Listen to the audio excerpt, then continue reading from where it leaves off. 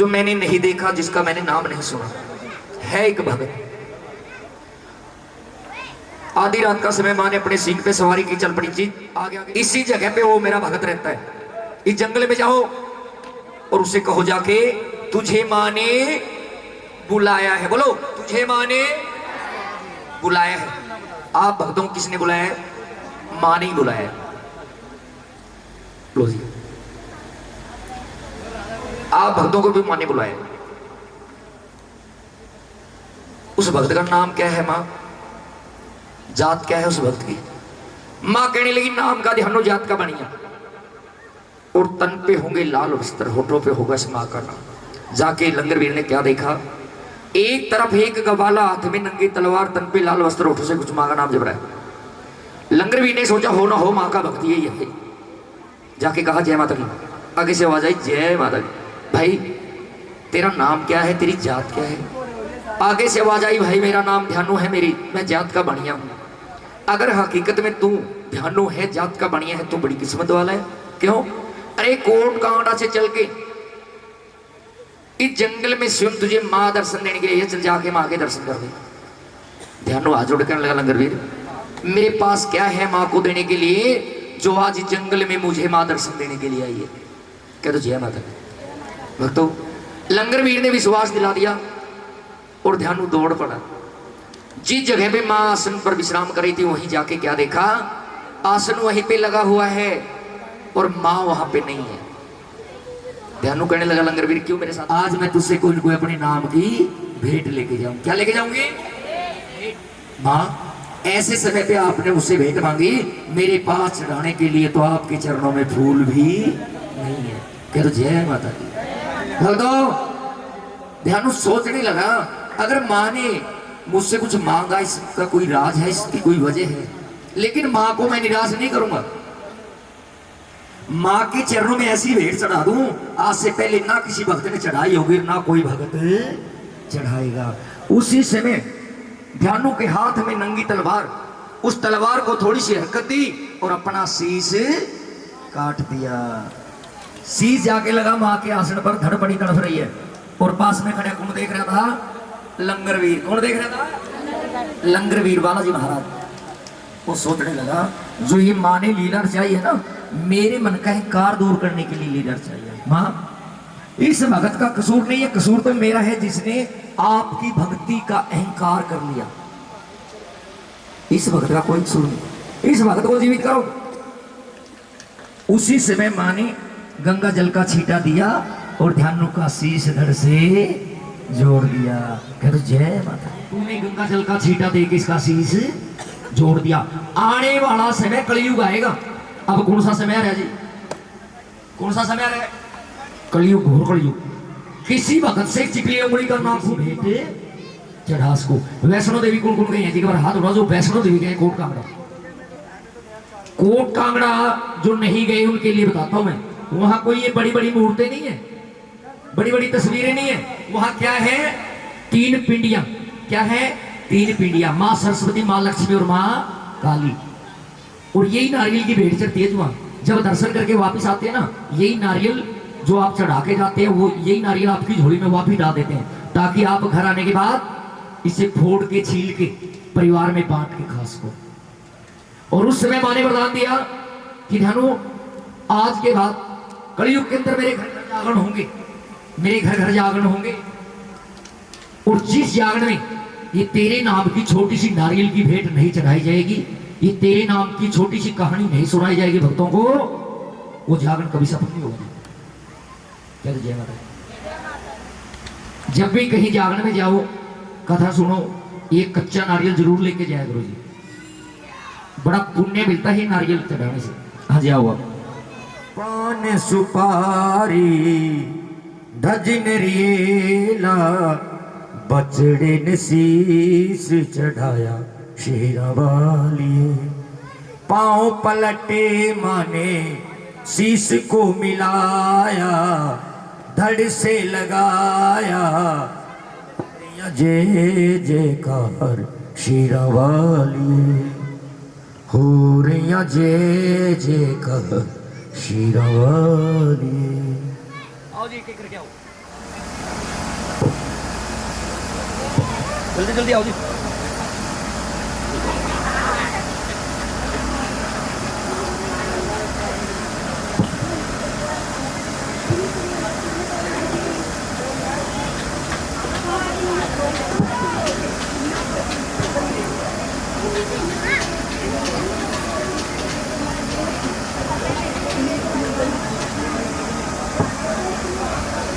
आज होर तो नहीं किसी पे आओ ना, कोई बात नहीं कर।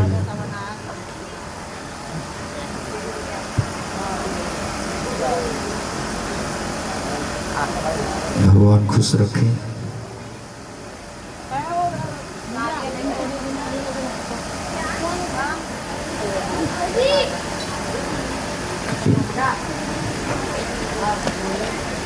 हाँ जी आओ। कौन रहेगा नारियल कितने से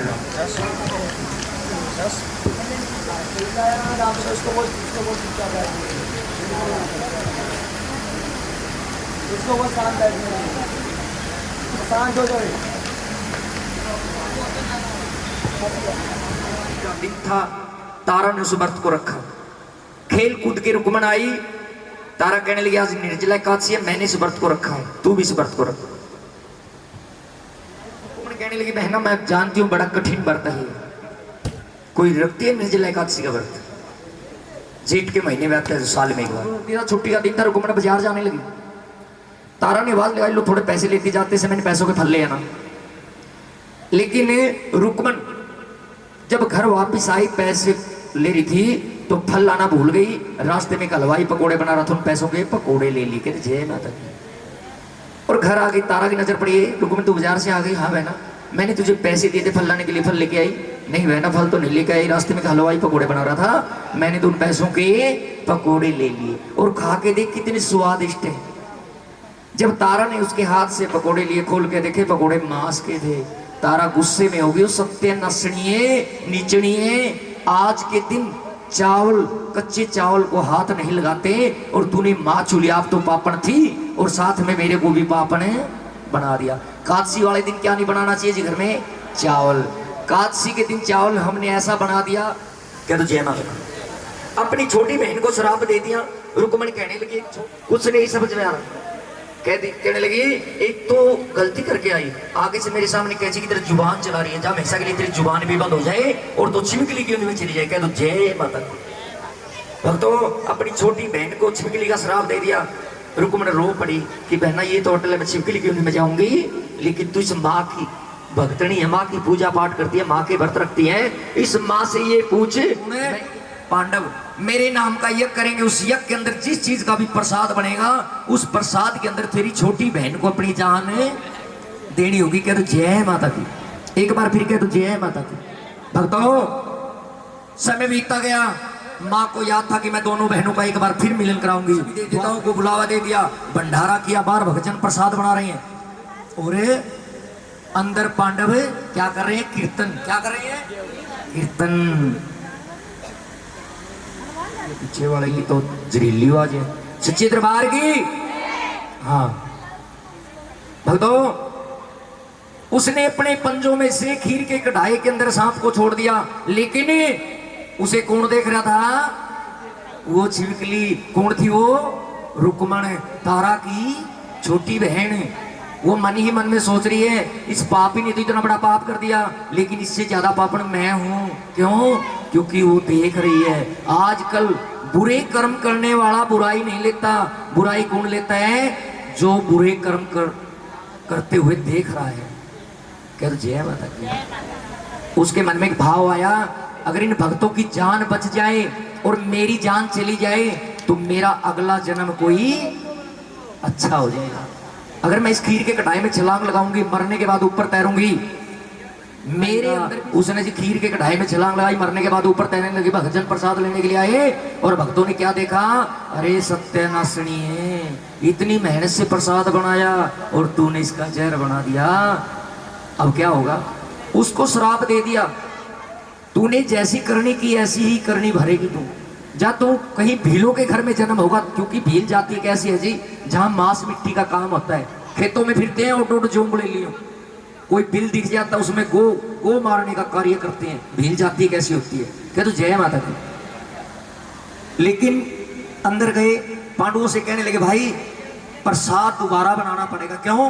क्योंकि उस प्रसाद के अंदर छिपकली मरी पड़ी है। पांडव कहने लगे ऐसा करो, शहर से बाहर ले जाओ, गहरा सा खड्डा बनाओ, उस खड्डे के अंदर इस खीर के कढ़ाई को डाल के ऊपर से मिट्टी डाल देना, ताकि कोई जानवर कोई पशु इस प्रसाद को ना खाए। अगर खाएगा वो मरेगा, वो पाप किनको लगेगा? हमें लगेगा। कह तो जय माता की। भक्तों ने ऐसा किया, शहर से बाहर लेके गहरा खड्डा बनाया, उस खड्डे के अंदर जैसे खीर के कढ़ाई को डालने लगे, वो छिपकली नीचे चली गई और ऊपर क्या आ गया? क्या आ गया? क्या आ गया? सांप। और भक्तों ने सोचा अरे ये छिपकली नहीं, ये तो कोई माँ की भक्तनी थी भाई, इसने तो अपनी जान देके हम सब भक्तों की जान बचा ली। लेकिन श्राप दे दिया था, लेकिन उसका थोड़ा सुधार कर दिया। भाई श्राप तो नहीं वापस आ सकता, लेकिन इस श्राप का थोड़ा सुधार कर देते हैं। क्या सुधार किया? भाई इसका जन्म होगा किसी राजघराने में और शादीवास होगी कहीं भीलों के घर। समय बीतता गया, लेकिन इस माँ को याद था कि मैं दोनों बहनों को एक बार जरूर मिलवाऊंगी। कह दो जय माता की। एक बार फिर कह दो, फिर कह दो। भक्तों दोनों बहनों ने एक ही घर में जन्म लिया, राजा स्पर्श के घर में। जब बड़ी बेटी ने जन्म लिया, घर घर लड्डू, घर घर मिठाइयां बटी, कई दिन सहनाइयां गाई गई। लेकिन 12 महीने साल बीते, जब छोटी बेटी का जन्म हुआ तो घर में मातम सा छा गया। क्यों? दिन मंगलवार, समय अच्छा नहीं, घड़ी अच्छी नहीं, कुछ भी अच्छा नहीं था जब जन्म लिया। 2 महीने 3 महीने बीते, राजा के मन में संकोच हुआ, क्यों ना मैं ब्राह्मणों को बुला के अपनी दोनों बेटियों का नामकरण करवा दूं, इनके भाग्य देखूं कैसे हैं। ब्राह्मणों को बुलाया, हाथ जोड़ के कहने लगा भाई मेरे घर में 2 सुंदर सी बेटियां हैं और इनके नामकरण करो, इनके भाग्य देखो कैसे हैं, आगे तकदीर कैसी है। ब्राह्मण कहने लगे ठीक है राजा जी। जब बड़ी बेटी का नामकरण किया तो ब्राह्मण खुश हो गए। राजा कहने लगा क्या बात भाई इतने खुश क्यों? राजा जी जो ये तेरी बड़ी बेटी है ना, बड़ी किस्मत वाली है। कैसे? इसका नाम क्या है?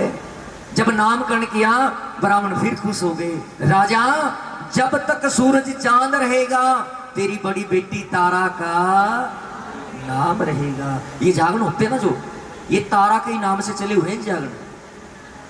ये तारा ने दूसरा जागरण किया था।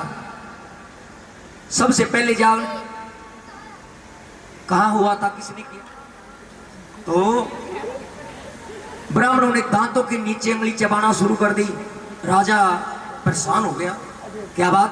राजा छोटा मोर बड़ी बात, इसने जन्म तो तेरे घर में ले लिया, लेकिन तेरे कुल को ये पट्टा लगा लिया। क्यों? ये हम नहीं कह रहे राजा, ये इसकी तकदीर कह रही है। इसका जन्म राजघराने का लिखा है, लेकिन शादी और वास राजघराने के नहीं है। ये कहीं भीलों के घर में पलेगी और भीलों के ही घर में इसकी शादी होगी। राजा गुस्से में हो गया, ऐसे कैसे हो सकता है? एक राजघराने की बेटी उस छोटी सी बच्ची को मारने लगा। रानी ने तलवार पर, नहीं राजा कन्या मारना पाप है, कन्या मारना पाप है। अगर तूने इस कन्या को मार दिया ना, अगर तेरी 7 प्रणाली 7 बार जन्म लोगे ना, जब भी तू अपने सर से पाप को नहीं उतार सकेगा। और ये बेटियां रात को उठ के नहीं खाती, बेटों से बढ़ चढ़ के नाम कमाती है बेटियां। पैसे लगा के बेटों को पढ़ाते हैं और बेटियां फ्री में पढ़ के नौकरियां पा जाती हैं। जय माता। पैसे में से पैसा, जमीन में से जमीन, सोना चांदी में से सोना चांदी बेटे बंटवारा कर लेते हैं। लेकिन शादी के बाद दुख बंटवाने की बारी आती है तो घर में वापस माँ बाप का दुख बंटवाने के लिए आ जाती हैं बेटियां। सरदूल जी ने बड़े अच्छा शब्द लिखा है, वो लोगों एवें ना कहरी गुजारो वे, तिया कुख दे बिच ना मारो वे, सदा सदा पेख्या दी तिया खैर मनाउंदियां ने पुत बनाउण जमीनां दियां दुख बनाउंदियां ने बेटियां दुख उड़वा देती है और बेटे सदा सुख के साथ दिए। ब्राह्मणों के सामने हाथ जोड़ के लगे क्या वापिस दे गया। जब ऊपर वाले ने हमारी किस्मत में औलाद नहीं लिखी तो क्यों किसी का बच्चा उठा के लेके आया? क्या तो जय माता दी। भीड़ कहने लगा आज मेरा विश्वास कर, मैं किसी का बच्चा उठा के लेके नहीं आया हूं, आज ऊपर वाले ने हमारी झोली में खुद बच्चे को डाल दिया। ऐसा कर नहा धो इस बच्ची को गोद मिली। भीलनी नहाई धोई उस बच्ची को गोद मिली। ऐसी माँ की कृपा हुई जब उस बच्ची को छाती का लगाया, छाती से दूध आ गया, गट गट पीने लगी। आज कुछ कल कुछ परसों कुछ, दिन पर दिन नामकरण करवाओ। वही पिछले जन्म का नाम रुको और प्यार में कहने लगे रुको। पढ़ाने में लिखाने में अच्छे संस्कार सिखाने में भील ने कदे कोई कमी नहीं छोड़ी।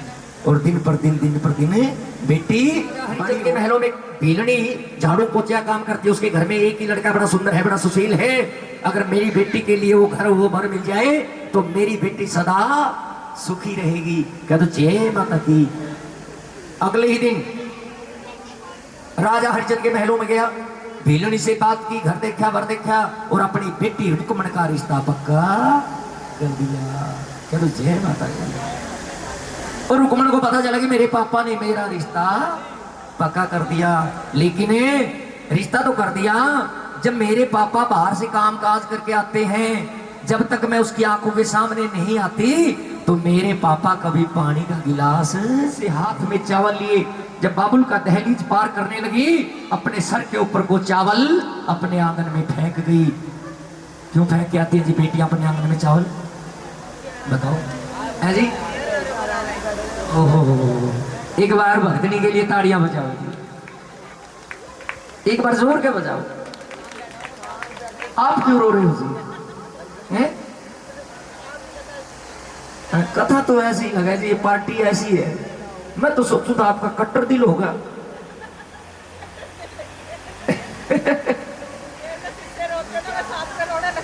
क्या तुझे है? घर बाबुल के ओ बेटी घर कुछ दिन का आज बन के दुल्हन तुझको घर पिया का सजाना, घर पिया का। और बेटी कह रही है कि बेटी रो रही है, बाबुल तेरे अंगना की मैं तो एक चिड़िया रे, बाबुल तेरे मैं तो एक रात भर बसेगा यहाँ हो रे सुबह उड़ी। रहने दो वो, मैं तो कहते सारे रोन लग गए। चलो जी। रोना और जितनी चाबी भरी राम ने उतना चले खिलौना, रोते रोते हंसना सीखो। और डोली ससुराल चली गई। जब घर में नई बहू आवे, कोई 10 कोई 5 रुपए देके जावे ना, भीलनी का लालच आ गया, मेरे घर में बड़ी सुंदर बहू आई है, क्यों ना मैं वहां ले जाऊं जहां मैं महलों की सफाई करती हूँ। अगले दिन अब महलों में ले गई। रानी कहने लगी तेरे साथ नई नवेली कौन आई? रानी मेरे बेटे की शादी हुई थी, कितनी सुंदर बहू आई है। रानी महलों से नीचे आई, भीलनी से कहने लगी इतनी तारीफ करिए, इसका पल्लू उठा। जैसे भीलनी ने अपनी बहू का पल्लू उठाया, रानी की नजरें उसकी नजरों में मिली तो रानी ने पहली नजर में पहचान लिया कौन था? उसके पिछले जन्म की छोटी बहन रुक्मणी। तोड़ के आई, मन में सोच रही है मेरे एक श्राप के कारण कभी छिपकली की जूनी और कभी भीलों के घर की बहू दरबदर की ठोकरें खा रही है मेरी छोटी बहन। तोड़ के आई कि मैं सीने से लगा लूं। जब नजदीक आई तो बीच में एक दीवार आ गई। दीवार कौन सी? ऊंच और नीच की। कह दो जय माता की। एक बार फिर कह दो। अंदर गई, हीरे जवाहरात सोना चांदी से थाल भर ले आई और भीलनी से कहने लगी कल से महलों की सफाई करने के लिए तू नहीं, ये तेरी बहू आया करेगी। क्यों? रानी ने सोची रोज मेरे घर आया करेगी, मैं जी भर के बात कर लिया करूंगी और जी भर के मैं अपनी छोटी बहन को देख लिया करूंगी। ठीक है रानी। अगले ही दिन रुकमन सर पेंड हुआ, तासड़ा तासड़े में झाड़ू लेकर आकर महलों की सफाई लगी करन। रानी ने हाथ पकड़ लिया, पागल मैंने तू महलों की सफाई करने के लिए नहीं बुलाई, और पहले ये बता तू मेरे को पहचान गई? रानी आज पहला दिन है, धीरे धीरे सबको पहचान जाओ। वो बात नहीं है पागल, मैं बताती हूँ, तू मेरे पिछले जन्म की छोटी बहन है रुकमन, और मैं तेरी बड़ी बहन है तारा। देख रानी मैं इन बातों में विश्वास नहीं करती। तारा ने सोची, अरे पैसा वाली एक लाल माँ दे या मेरी गोद से खाली कि माँ। रुकमन मन ही मन में कह रही बात, मैं तो आपको मैंने तुझको पुकारा मेरी मैया आया के कि माँ मेरी कोई भी होली दिवाली खाली ना जाए, आज के बाद मेरी खाली ना जावे कोई होली दिवाली, एक लाल माँ दे या मेरी गोद से खाली। और रुकमन की अरदास माँ ने कबूल की, और रुकमन के घर बेटे ने जन्म ले लिया। बेटे ने जन्म तो ले लिया, लेकिन रुकमन माँ को भूल गई। किसको भूल गई? माँ को। बेटा 5 साल का हो गया, लेकिन फिर भी रुकमन को माँ की याद नहीं आई। अरे आप अरदास लगा रहे हो, अगर आपकी अरदास माँ सोनभद्रा का प्रसाद, और घर घर के बैठे हैं और रानी बीच में बैठी। पहले जागरण ऐसे ही होते थे जी, माँ काली के होते थे, माँ सोनभद्रा का प्रसाद बना के घर घर के बैठ के दरवाजा बंद करके तालियों से ढोलक छैनों से कीर्तन किया करते थे। कर जय माता दी। और भगत गा रहे हैं, आप भी बोलिए, कालिए निकला वालिए मैनू तेरा भरोसा, कालिए निकल रानी नी मैनू तेरा भरोसा।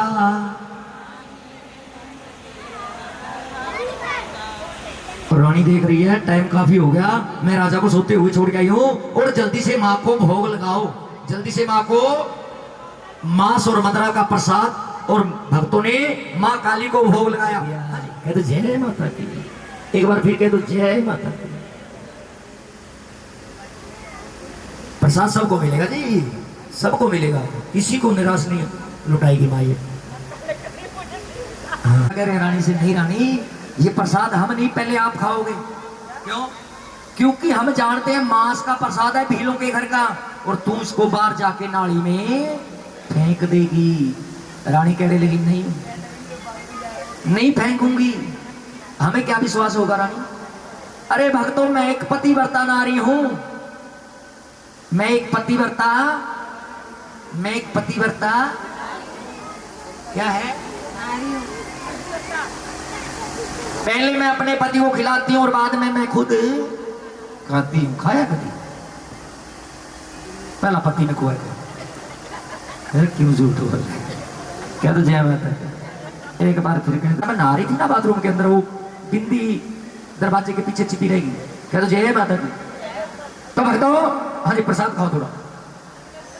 एक जना रानी ने पतीले में डाल दिए, चूल्हे पर रखे, नीचे लकड़ी लगाई, माचिस बांधने लगी। राजा ने हाथ पकड़ लिया, नहीं रानी अगर तेरी माँ में शक्ति है ना, तो चूल्हे में आग भी अपने आप जगेगी। किसी मेरी मातृ शक्ति को, मेरे भाई को पता हो, देखा हो। तो रानी ने उस समय कौन सी माँ को याद किया था? जिसको पता है हाथ उठाओ, बोलना नहीं है। रानी तारा ने उस समय कौन सी माँ को याद किया था? अगर किसी को पता है तो मुट्ठा भर का यहाँ तक खजाने का रुपया का दे दिया ना जी। मैं देखता तो पूछता ही को नहीं, तो पीछे के लाल समय बता होगा। हाँ जी, और किसी को पता है? चल बता। धाम की, पाथरी धाम की, माँ चंडिया वाली की। और जाके आवाज लगाई मरे दिल से बेटा गोपाल, और अंदर से आवाज आई कि आया पिता जी। बोलो आया पिता जी, आया पिता जी। कितनी मिठास आई आपकी जुबान में। और राजा ने देखा कि मेरा बेटा आ रहा।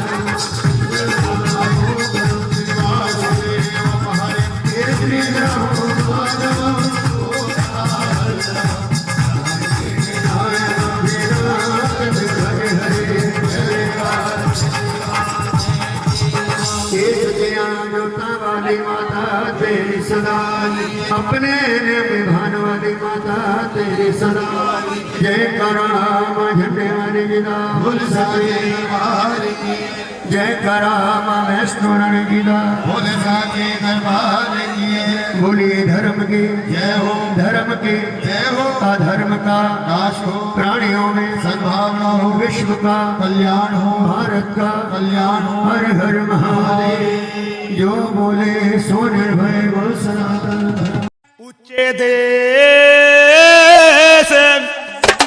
ਕਸ਼ਮੀਰ ਤੇ ਪਰਵਤਾਂ ਤੇ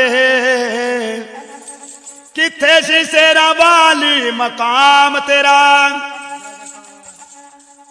ਅਰੇ ਕੋਈ ਮੰਗੇ ਦੁੱਧ ਤੇ ਕੋਈ ਮੰਗੇ ਪੁੱਤ ਇਹ ਅਸੀਂ ਮੰਗਦੇ ਸਦਾ ਇਨਾਮ ਤੇਰਾ ਨੀ ਤੇਰਾ ਦਰ ਛੱਡ ਕੇ ਕਿੱਥੇ ਜਾਵਾਂ ਮੈਨੂੰ ਨਵਾਣੇ ਨੂੰ ਕੌਣ ਜਾਣਦਾ ਏ ਤੇਰਾ ਨਾਂ ਲੈ ਕੇ ਲੰਘ ਪਾਰ ਜਾਵਾਂ ਮਈਆ ਮੈਨੂੰ ਆਸਰਾ ਤੇਰੇ नाम दाए जयकारा टिल्ले वाली माई दा बोल सच्चे दरबार की जय। हमारे मोहनलाल हलवाई साहब करंजाले वाले और बिल्लू राम भगत जी मुस्ताबाद वाले ये पेट सुनने के लिए कहते हैं वो रथ महाकाली का चल कलकत्ते से आया हो रथ महाकाली का दूर कलकत्ते से आया पान चढ़े फूल चढ़े और चढ़े मेवा पान चढ़े फूल चढ़े और चढ़े मेवा लडुआ का भोग लगे संत करे सेवा लडवन का भोग लगे संत करे सेवा